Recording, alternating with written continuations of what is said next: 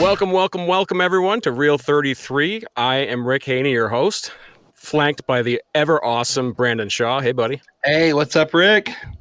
I'm excited, man. Yeah, we got some guests back on today. We got one of our regular guests on. Of course, that'd be Mr. Bill Allen, Cru Jones. Bill, what's up? How's it going? What a coincidence. I'm back. You're back. It's amazing. We just say your name and you show up. It's awesome. Now, our next guest was the first guy to officially use a cuss word in the movie Rad. And most people don't know that, but that's the reality of it. Let's introduce Mr. Luke, Jamie Clark. Wow. Hello. Welcome, Jamie. Oh, fellas. This is big Good to be news. here. Thank you for having me. Brandon, we have Cru and Luke together in one shot. Can you believe it? And this is the first time I've ever spoken to Luke, or let's say Jamie Clark. And so I'm pretty excited. He's one of the guys that I've not. I know Bill's spoken to him quite a bit, or at least some. And now I get my chance to hear what's going on behind the scenes. And I always like to find little Bill factoids from his co-stars. I've been stalking Jamie for a long time. I guess we reconnected again at the 10th anniversary, I want to say.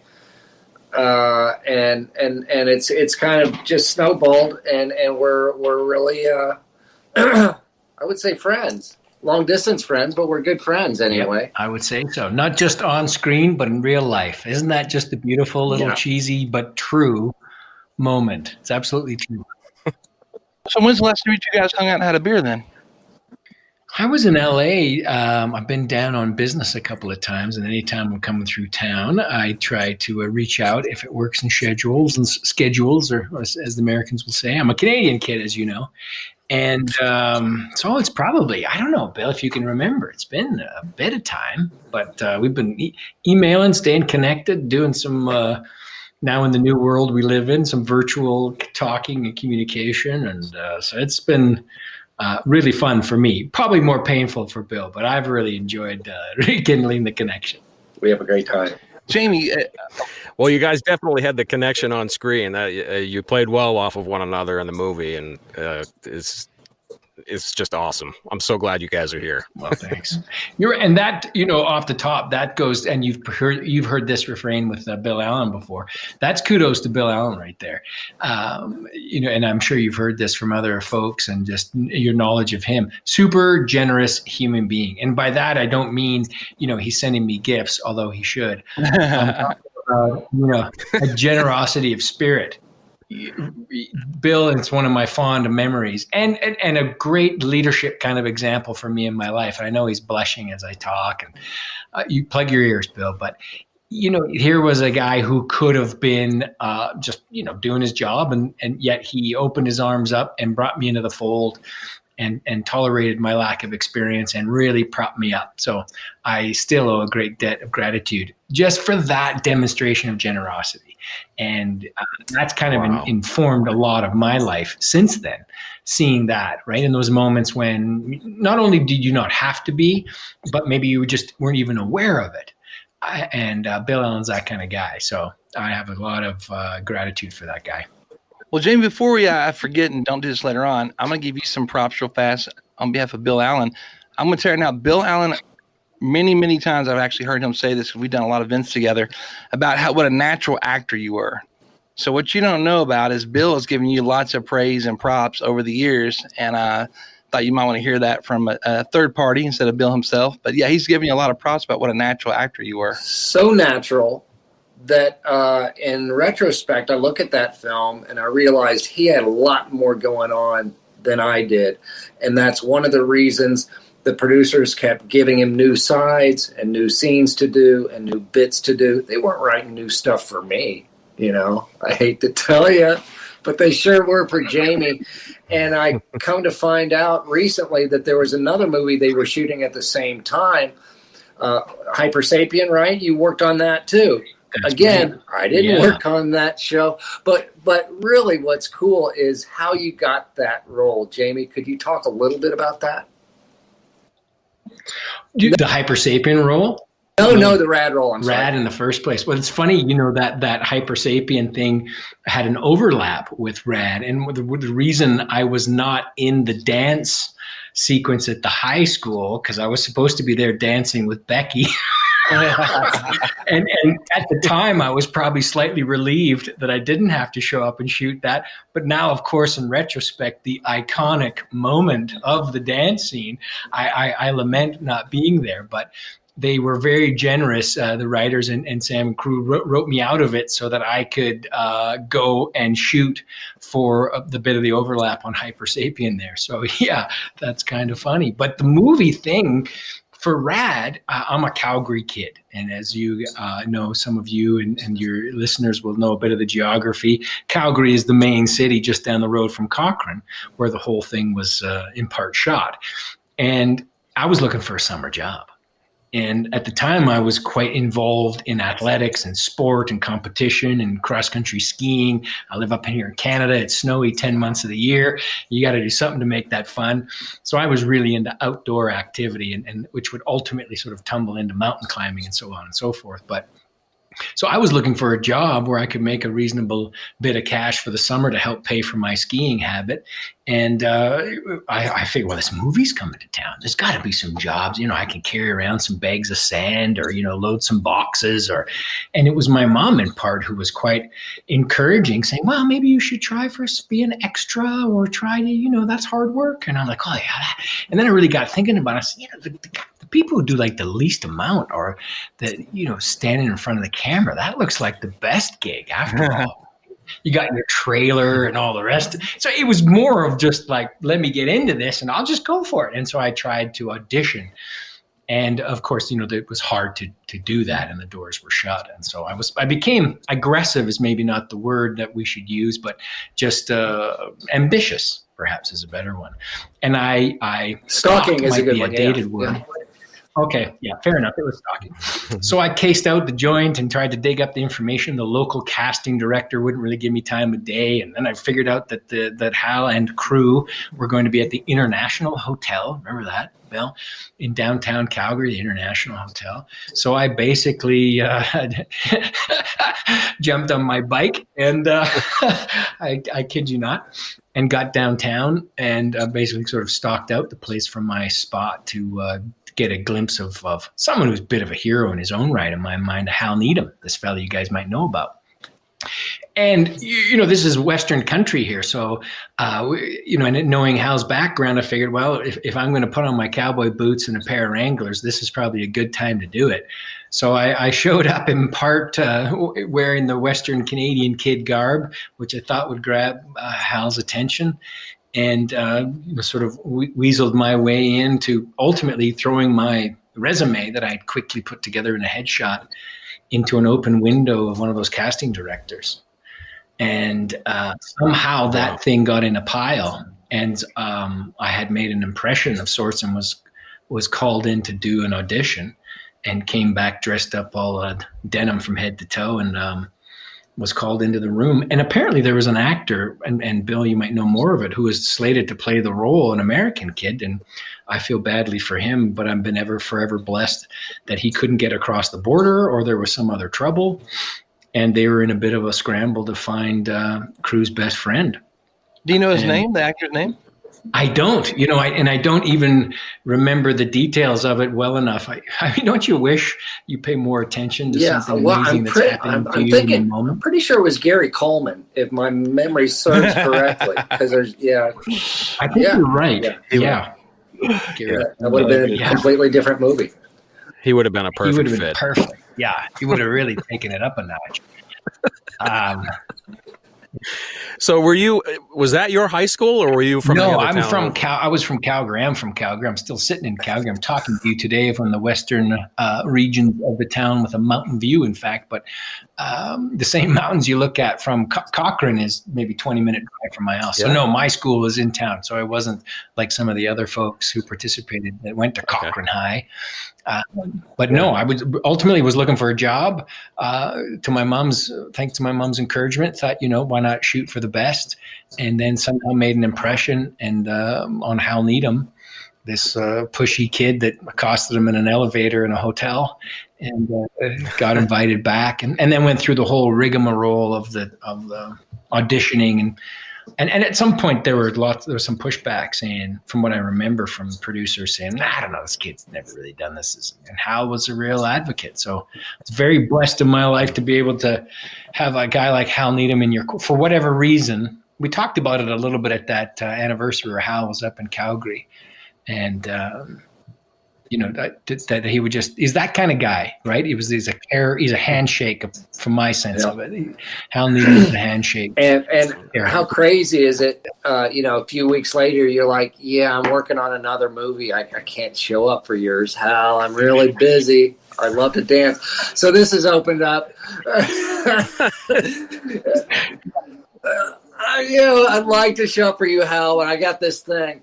It's like, it reminds me, Jose Yanez wouldn't shave his mustache. They're like, Jose, would you lose the mustache? You're like, no way. So you stood Hal up.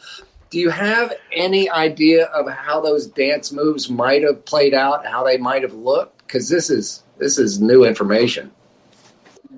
Oh, I think it would have been an absolute disaster. It would have just been terrible. Think of the twins and that, but much worse. I don't. Yeah, they would have put you in a Buck Rogers. Dude, it would have been terrible. Although, I was a young kid with I fit well in those pocketless pants that the wardrobe had me in. Yeah. But I think I've been saved by not having to show up there because the ribbing would still be continuing. Did you and Becky have any chemistry off the set? Next question. Oh, wow. No, not awkward at all. I think it's greatness. I think we're just dead on something there. Wow. Okay. Oh my God. No, but you didn't see the look on his face. Now that you said it that way. You didn't tell me that you were going to back me into a trap, Bill. You just said, I know nothing about these guys. What are your names again? Well, you meant y'all were going to be dancing. Had you not went to the thing, you would have been dancing with her at the bicycle boogie scene. I just didn't know there was chemistry, and obviously there was a lot. Well, and how far did that go? Becky was also fine actor, quite friendly and welcoming and kind to me. And when I was 17 years old and she was 24 or something. Whoa, yeah, getting even better. Or 18. So there was some, there was a friendly chemistry, but nothing that your sick and demented mind is clearly intonating here at this point in our conversation. And Bill Allen is nodding his head as I speak. Terrible. Dare you, Brandon? So she'd had quite a few roles before she came on to Rad. She was in the Friday the 13th series and a couple of other horror films. Actress, that's how I would put it. Yeah. Yeah. Well, what did she do in Friday the 13th? Get killed? That's what best people do in that. Yeah. Those are the award winners. Yeah. Scream queens. Awesome. So aside from her, now you're 17 years old, you said at that time. Who is your on-set buddy? Who did you connect with the most? I was always a big fan of the other writers, or not the other. Now it sounds like I put myself in the category, but you were in awe of the stars of the show, the guys who could ride the bike as they did, and I don't, I wasn't really in the crowd by any stretch on set. That was the area for Bill and Laurie and Martin and crew. I was more kind of on the fringe, the younger kid who was just big-eyed and happy to be there. But buddies on the set, I tried to, because I was so fascinated with the process. I tried to, make friends and connect with, whether it was the property master or the sound guy in his gum collection at the side of his boom, or the folks in the makeup, or just, I was fascinated. The machine of making a movie. I remember, and I think Bill and you and I have talked about this. I was in awe. Wow, the mechanism and the people and the movement and the coordination and the absolute brilliance of getting all these pieces together. Since that experience, I have had a whole new appreciation for the art and the business of filmmaking.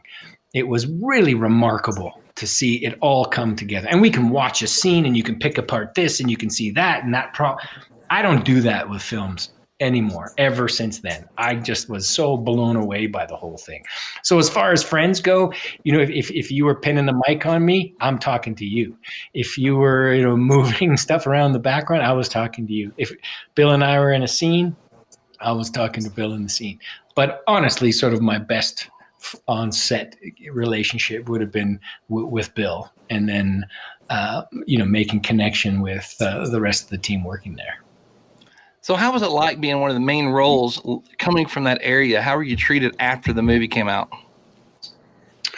It's weird because you have your trailer and you have a little chair and you have a car comes and picks you up and you get shuttled around and you think for a moment that you're important, and then you realize that you're not. So I had a good bit of humble pie, and you were important. You were totally not important until that first shot got in the can. And now, okay, when we delivered those first papers at the onset of the movie there, okay, here's this friendship pack. Up until that moment, they could punch you and it wouldn't matter. But then now you've been filmed. Now all of a sudden it's like, okay, we need to keep this kid focused and get the job done through the end. And then once that's over, see you later. And I don't mean that as like you're being treated poorly or anything, but it was obvious to me pretty quick that this is a machine. You're very lucky to have this job, and you better take it like a job, and you better do it. And you better do it well. So I was kind of combined with this sort of swelling ego that came with a butt kicking, kind of a feeling pretty good about myself, and then a butt kicking that came along with it. And that was probably a very healthy and good combination, because it gave me the confidence to show up and do the job, but it didn't let me get ahead of myself. Once the movie was over, then that was it, because it was a big deal when it happened.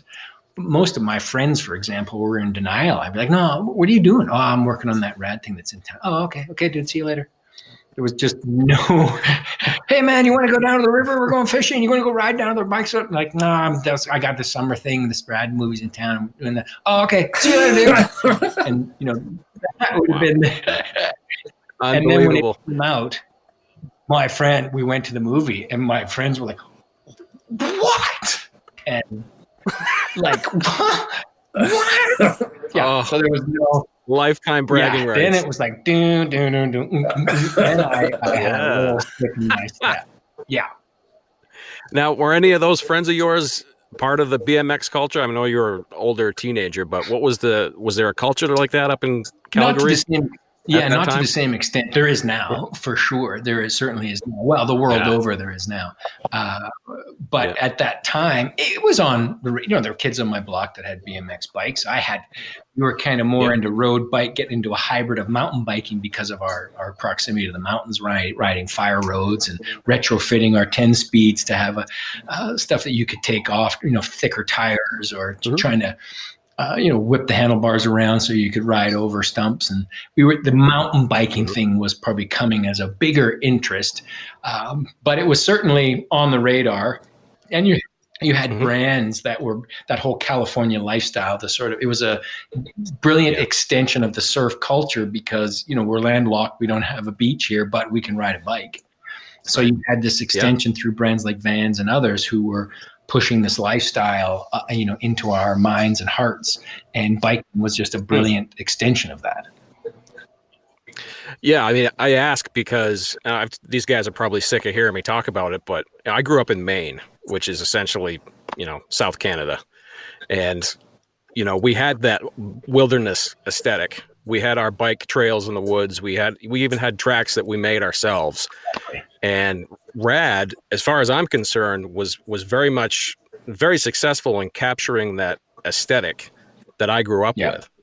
And so I've always been curious, like for the qualifying races, through the woods, that was what I grew up with. And it looked exactly, you know what I mean? So I've always been curious as to whether that was real or not. And obviously it was made for the film. But. Those, very much so. That space still exists down in Bowness there along the river. And Bill and I have talked about this. Those sequences to me are some of the most timeless. They hold up the speed and the agility of those riders. Hal put me in to some of the early scenes, and he would coach the riders. Look, just take it down a notch. Take it down a notch. And he would say, "You got to ride like the wind, kid. Just go as hard as you can."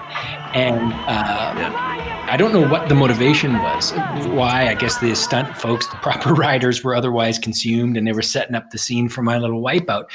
And I was, Bill and I have joked about it. I was a pretty good little athlete. I was, preparing hopefully to compete in the Olympics and cross country skiing, a dream that didn't happen. And then I went on to climb mountains. So I was aerobically pretty fit. I had some fast twitch. I could, I wasn't carrying, I'm 6, 7, 8% body fat. I was a pretty good little athlete.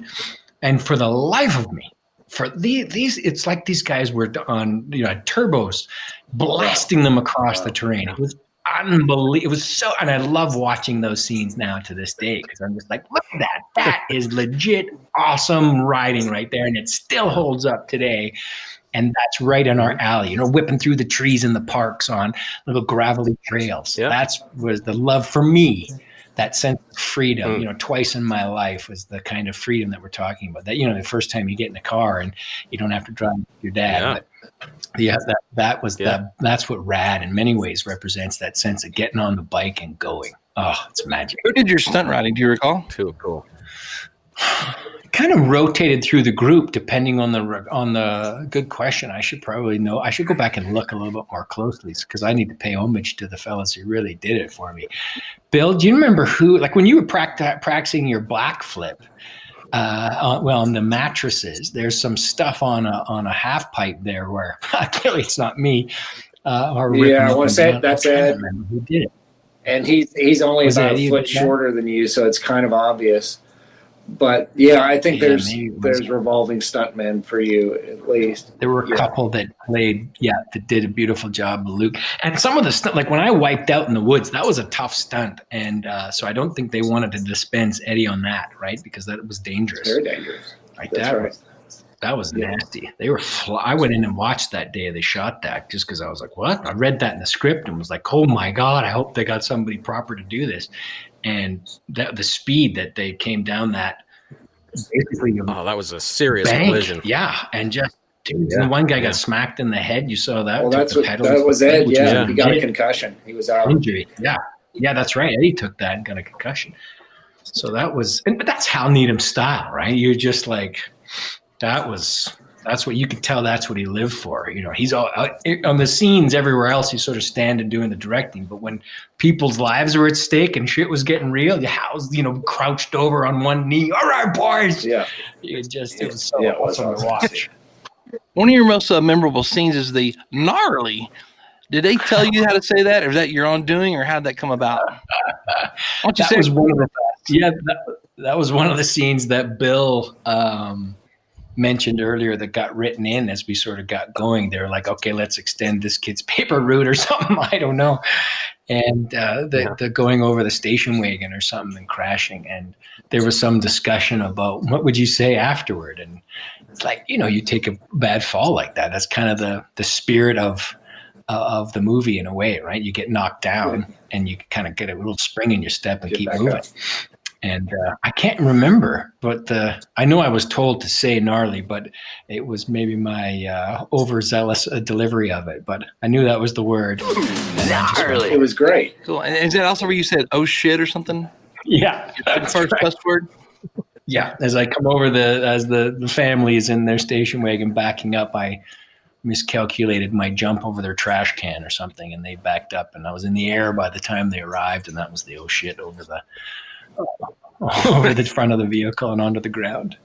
Cool. Now, how much had you rode BMX much prior to Brad? No, I had a handful of buddies who had BMX bikes. We, booted around or would borrow them, but no, I'd never been on a course. I hadn't, been to anybody's empty swimming pool to goof around or anything. Just that sort of that 10-speed road bike transition to mountain bike was just barely beginning. So a real joy of biking, but not until, the prop master rolled out my bike that I was like, whoa, that's awesome. It's been often said that had you not wrecked, you would have won Hell Track. I mean, that's quite often that you had the better ability on a bike than Cru. Yeah. I mean, we all know that, which is I know Bill's just. Well, this should be part of the sequel. The truth should come out. Yeah, the truth should win. The sequel happens. I've clearly gone on to have a stunning career in the sport. Probably transitioned into dirt bikes just to add some horsepower to the mix. I'm clearly a champion of sorts, but Bill and I are still friends. We're still best of international model. All this makes sense to me. Yeah, makes a lot of sense. I've gone on some retreats, but I've come back to the sport that built my life and claimed a mutual friend. I don't know. The question is you couldn't find a wheel at a BMX event? I mean... I couldn't find. I never thought of that. A wheel? Yeah, I know. I guess you didn't have any real friends in town. I mean, no. His girlfriend was there with her bike. She was following along the whole time. You could just, the bikes were identical, by the way, so it kind of made sense to just jump on her. Swapped up the wheel. Yeah, I know. I mean, at the very least, Sergeant Smith could have bent it back in place with his bare hands. Well, you see, sometimes with a friend, right, when you know they're sort of fragile, the issues with his mom and everything, as a buddy, I'm just like, look, pal, I don't want to make this difficult. That means a lot. So you're awesome. I think you need to roll away, and you can write the exams at a later date. And if you don't win it, and I do, then your mom's really going to dump on you. So the gracious friend, that's a sign of love. It's like, dude, take a run for it. Thank you, dude. Don't worry so much about college. Your girlfriend can help you get in. Ouch. See, I knew we were headed in that direction, but you had to go there. You've been sitting on that, Rick. You had that lined up since the day before yesterday. You thought there's going to be a moment, and I'm going to drop that in. I applaud your patience, because somebody greedy would have gone too soon. You feathered that in beautifully. I'm just glad I can move on with my life now. I've been holding my breath for the last 20 minutes. Heck. What a world. What a world. I mean, if you looked at all the characters on that set and tried to decide in 30-something years who's going to be the one doing hard time, probably all fingers would have pointed at me. I'm just saying, right? Not with those bedazzled pants you had on, bro. I'm just saying, I was a naughty boy back in those days. So,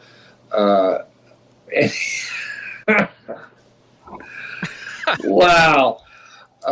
Hey, Jamie, if you had to pick one person on that movie set, other writers, that was probably that you think is most like your style from watching the movie and their personalities, who would that be? That was a nice save that you just did there for Bill. I'd like to circle back to that awkward moment where he was going to go deeper into some references that some of which I witnessed. I'm just wondering which stories were going to come forward. But since you've so graciously moved forward, that's a good question. The guy that is probably Martin. He's knowing his personality, and I mean, I admire, which is sort of shows in the movie, and I think that's why it's got a. I think, as far as personality goes, and I don't know, you can't. I have no style, I have no ability. You can't liken it. But if there was going to be a guy that I wanted to be from a bike perspective, I would think, Martin would be the game that he brings to it. Eddie is sort of godlike in his athleticism and ability and strength.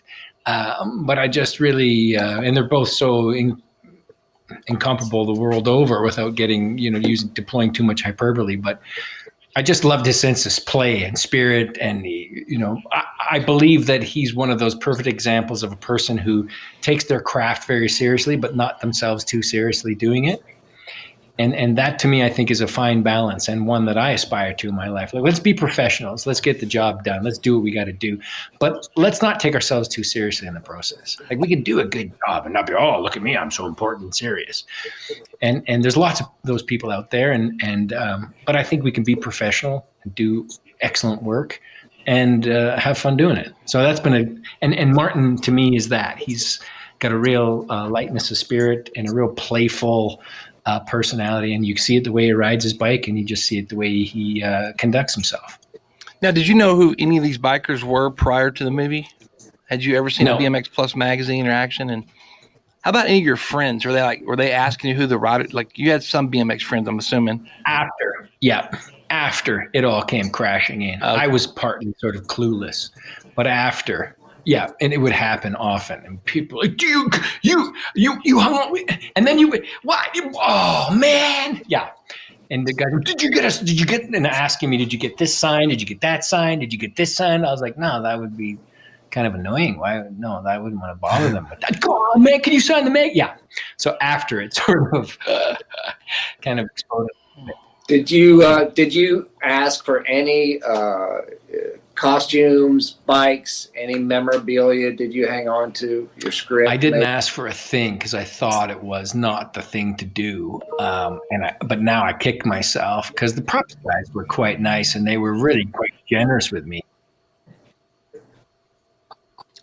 Yeah. Do you have anything left over from the movie?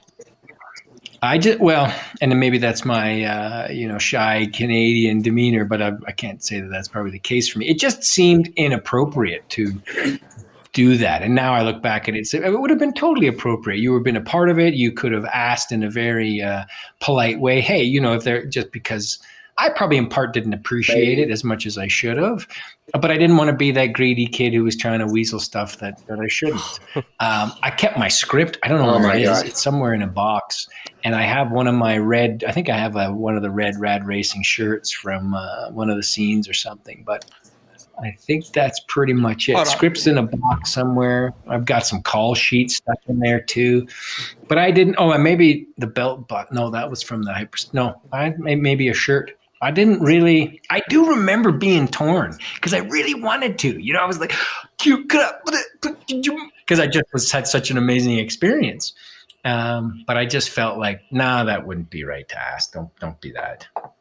Of course, man. Don't be that guy. We could have hung with the props guy and go, that one. How much do you want? And they would have said, take them. Hey, Jamie, where's the most odd, I guess the weirdest place you've ever been recognized for rad? Like you've been walking through the mall and someone, yelled at you? Yeah. Strange spots. I'm no Bill Allen by any stretch of the imagination, but people identified, I think, in part with obviously on so many different levels identified with the movie and the storyline. And somehow there's that kind of connection of being a buddy. And some people like the goofy lines in the restaurant and the goofing around and just being that buddy who's like kind of like a legitimate friend. I think people identify with that. It's like, you guys were clearly good friends. Like I wasn't angry. I was bummed that I couldn't race, but people inject all sorts of meaning into this thing that I'm like, oh, really? You saw that? That's interesting. I'm glad you picked that up. But there was this kind of sense of a good friend, right? Like a good buddy. You're happy for your buddy who's doing well. You're not jealous. You're not envious. You're a legitimate friend. And so people kind of like that. And I guess, which I think is obviously a wonderful trait of a good friend. And so strange things. In Calgary, it happens quite regularly. Some middle-aged guy will come up to me, look at me funny. And I don't even sort of think about it. And then they're looking at me and they come back and go, Luke. And so I've had it in different places in America and the States. I've been in Taos, New Mexico, sitting there having a burrito. Like, Luke. Or the gnarly dude or whatever they'll give you. So different places in America. I was in Vietnam. I was doing some work in Vietnam, and I went out for actually it was a bike ride. I was a little electric bike scooting around, and there were some kids ripping some BMXs in this little park. And I pulled in and just didn't even think about it. Threw my legs over the edge and just sort of sat and watched and was impressed. And a little kid came up to me and started talking to me. So strange little spots like that. And I'm, as I say, no Bill Allen, but some odd spots here and there. Vietnam, dude. That's a pretty wide reach. That's pretty cool. Yeah, who'd have thought, cool. Right? That you'd be all those years later sitting there. And this wasn't that long ago. This was maybe 4 years ago.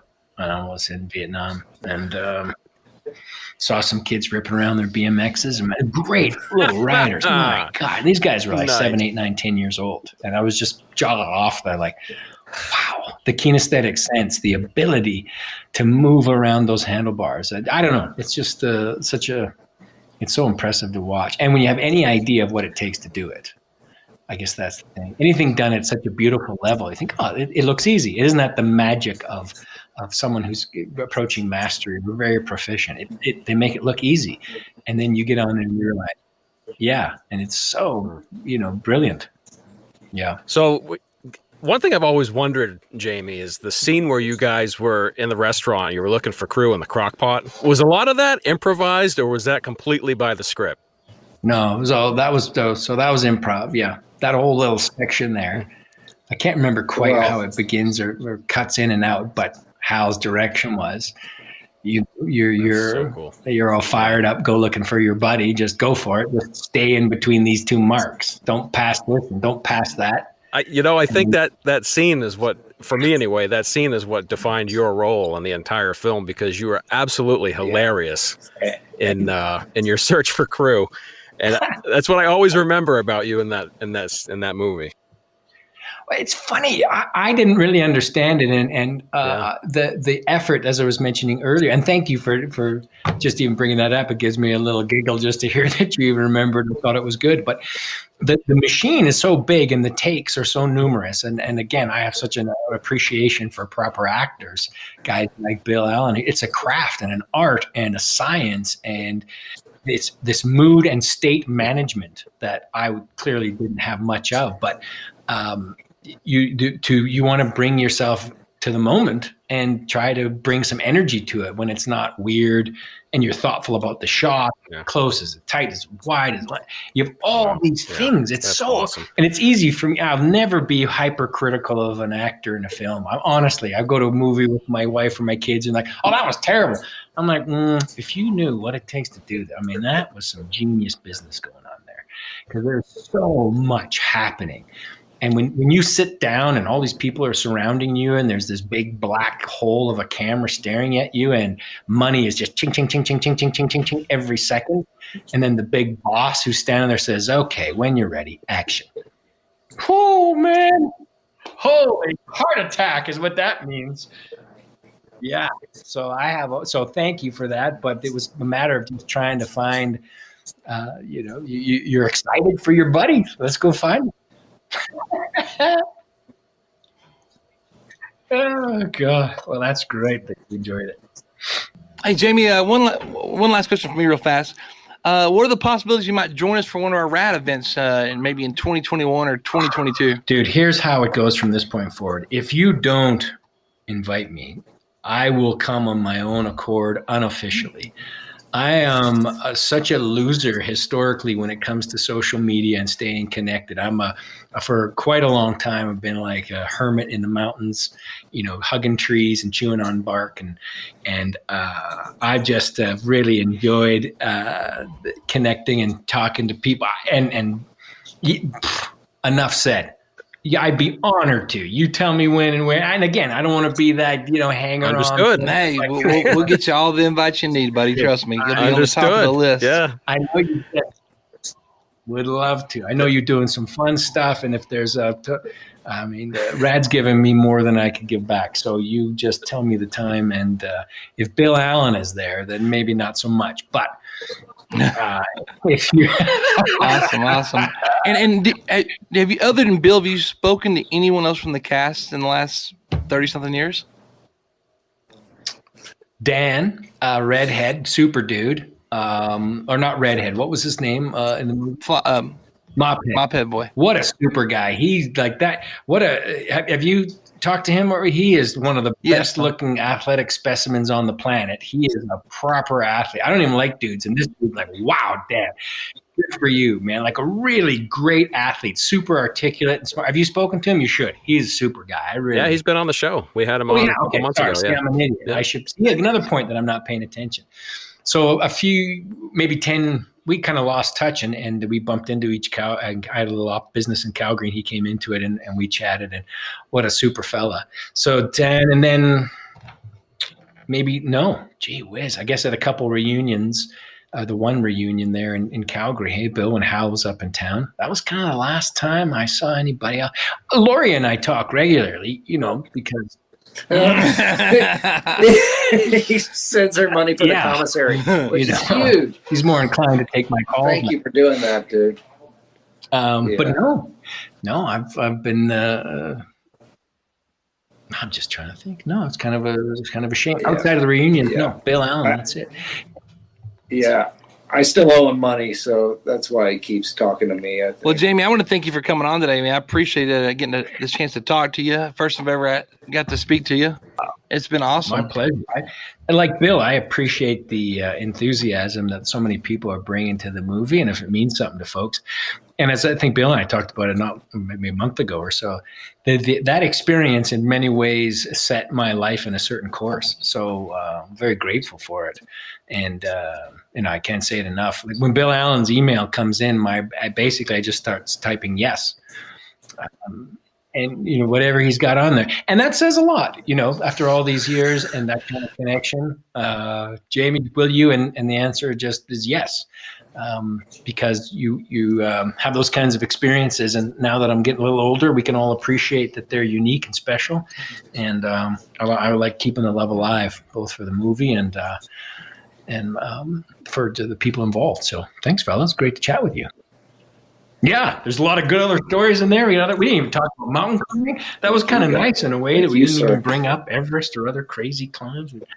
Dude, that's the other thing. We're talking to a world-class mountaineer and world traveler, and his stories are so wild and humbling. So if you'd come on again to just talk about those experiences, I would love that. But the audience can find you at jamieclark.com. Is that correct? Yeah. Again, I'm terrible at the socials, but they're out there. jamieclark.com. And if people are inclined, happy to, people can email me through there, reach out for sure. Yeah. He is truly the man. I'm so, I'm not a Luddite, but the social tech, Facebook? I don't know why. I'm the unintended consequences of social media. Hey, Brandon, what's a Luddite again? A guy who doesn't like technology, let's just say. I want Brandon to come up with the answer. What's a Luddite? Well, I was trying to find the thing back. Say again. What's a one-eye? He's Googling it right now. A Luddite? I told you, Bill. I didn't know what you're saying. I'm missing the joke here because I don't know what a Luddite is. You guys are these are the moments you guys are mean. Brandon, don't let them pick on you, buddy. Oh, shit. Oh, listen, I've got to get Bill back for many things. And he knows what the main thing is. It really involved more of his wife than him. And there's another show. Well, to answer your question, I'm mediocre to terrible on all the socials, the Facebook, the Twitter, the Instagram. But folks can find me at jamieclark.com. I'm egomaniacal enough to have my own webpage from all those years ago. So our website, it's not even a page. There you go. That dates you right there. God, all fancy on us. He's got a whole website. Well, it's got a whole site now, Bill. Good for you. Thanks for sending that money, because now I got it into a site over the page. But yeah, you guys know how to reach me, and I'll yeah. Cool. Well, we'll reach out to you again soon. I want to hear some climbing Looking stories. forward to it. So we'll have you back on. Take care. All right, man. Luke, Jamie Clark from RAD. First time we got to speak to him, man. That was really kind of cool. Different. I love everybody we speak to has got different stories and things that worked out. But Bill has always commented the dude was a natural actor. So give him props for that. I love his work. I love him as a human being, obviously. And truly, he's been to the summit of Everest twice. He's attempted 3 times, summited twice. And he's climbed the highest summit on all 7 continents, and walked across Saudi Arabia. I mean, it's just insane what this guy's done. And so, yeah, we need to have him back on. Absolutely. Bill, I agree with you. I think he should have won Hell Track versus you. I'm 100% on board with that. You got screwed out of that one, mister. It is. Whoever brought up about you, I think it was Bill, said you had an extra wheel or whatever. Hell, he had a exact identical bicycle for his girlfriend was running around on, and yet he didn't she borrow just it. sat there on it. She never offered it. Now, so maybe that was the bigger issue. Yeah. Nobody had a wrench. He couldn't. Well, I'm not sure if we'll see each other again. So if not, you guys have a Merry Christmas and Happy Holidays and all that. Thanks for checking out The Real 33. Be sure to subscribe to us wherever you get your podcasts. And follow us on Facebook at Real 33 Podcast.